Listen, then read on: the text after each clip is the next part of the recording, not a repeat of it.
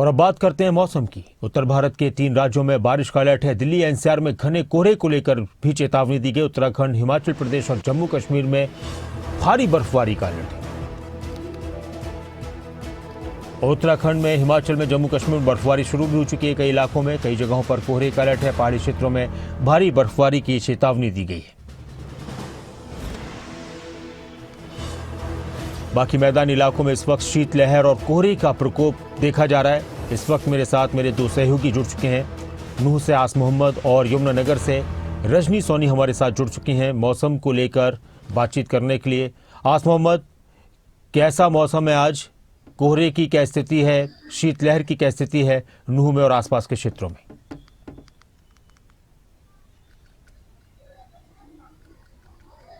जी नासिर जी, पिछले कई दिनों से लगातार कोहरे का कहर देखने को मिल रहा था, लेकिन बीती रात जहां लगभग देर साय से लेकर सुबह 4 बजे तक घना कोहरा रहा, लेकिन सुबह सुबह होते होते ये मौसम साफ हो रहा है और जो शीतलहर है वो लगातार जारी है। शीतलहरों की चलते जो बात की जाए तो यहाँ पे जो कोहरा है वो पूरी तरह छट चुका है, लेकिन कहीं हल्की हल्की धुंध कई जगह दिखाई दे रही है।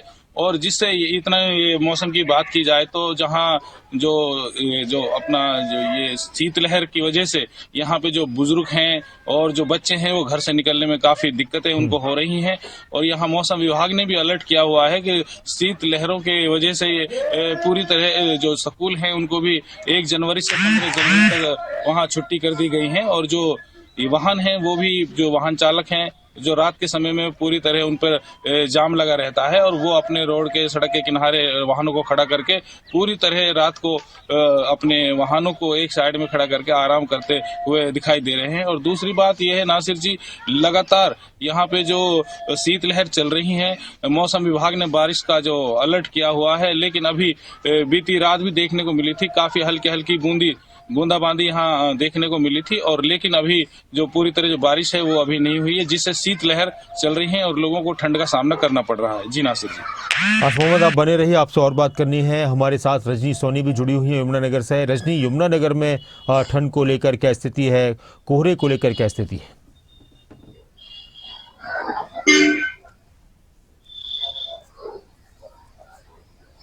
देखिए नासिर, अगर ठंड की मैं बात करूं तो शीतलहर का प्रकोप लगातार जारी है। काफी दिनों से जो ठंड है वो बढ़ ही रही है, लेकिन यमुनानगर में आज राहत की बात यह है कि कोहरा नहीं है। पिछले 2 दिन तो कोहरा जरूर था, लेकिन आज कोहरा नहीं है। जैसे कि जो बरसात का अलर्ट भी जारी किया गया है मौसम विभाग की ओर से, लेकिन आज जो है, आज थोड़े से आसार बनते हुए नजर आ रहे हैं कि आज बारिश हो सकती है। लेकिन अभी जो टेम्परेचर है वो 11 डिग्री सेल्सियस है यमुनानगर का, और सुबह सुबह काफी ठंड है। और पिछले 2 दिन से तो पूरा दिन ही ठंड से जो है लोग परेशान हो रहे हैं, क्योंकि सूरज नहीं निकल रहा है, धूप नहीं निकल रही है।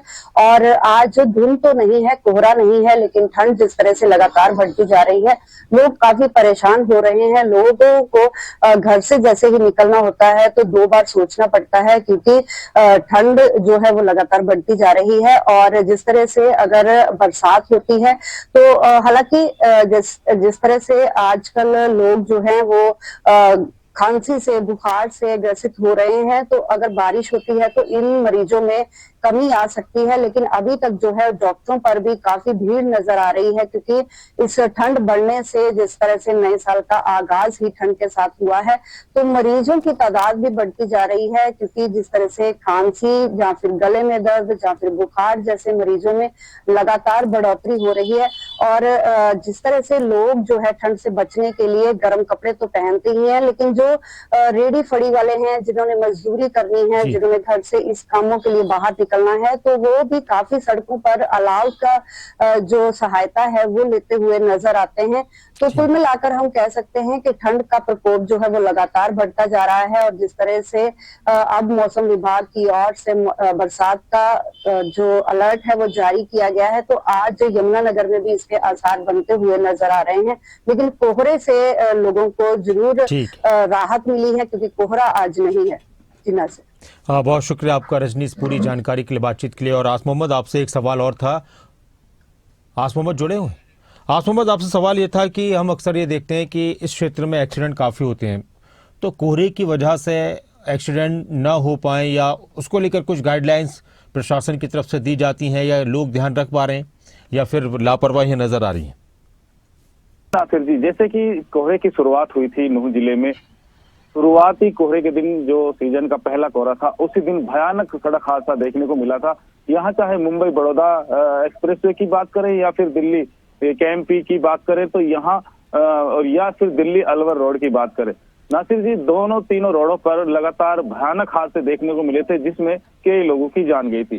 तो उसी की एडवाइजरी को लेकर जो ट्रैफिक पुलिस है, जिला प्रशासन है, उन्होंने जहाँ जो रोड है उन पे सफेद पट्टी लगाने का काम किया था और दूसरी तरफ यहाँ पे जो वाहन चालक हैं सबको एडवाइजरी देने का काम किया था कि वाहनों को अगर घना कोहरा है तो वो ना चलाएं और उसको कहीं अच्छी जगह जो सेफ जगह है वहां पर खड़ा कर दें। और दूसरी तरफ लोगों को भी पुलिस प्रशासन ने जगह जगह जाकर, चौक चौराहों पर जाकर, सड़कों पर जाकर और वहां पर बस स्टैंडों पर जाकर भी वाहन चालकों को जागरूक करने का काम किया था कि घने कोहरे में गाड़ी ना चलाएं, क्योंकि पिछले एक हफ्ते में लगातार घना कोहरा देखने को मिला था और कोहरे का कहर भी लगातार देखने को मिला था जिसमें सड़क दुर्घटना हुई थी और कई लोग भी जान गई थी। जी नासिर जी, आपका इस पूरी जानकारी के लिए, बातचीत के लिए।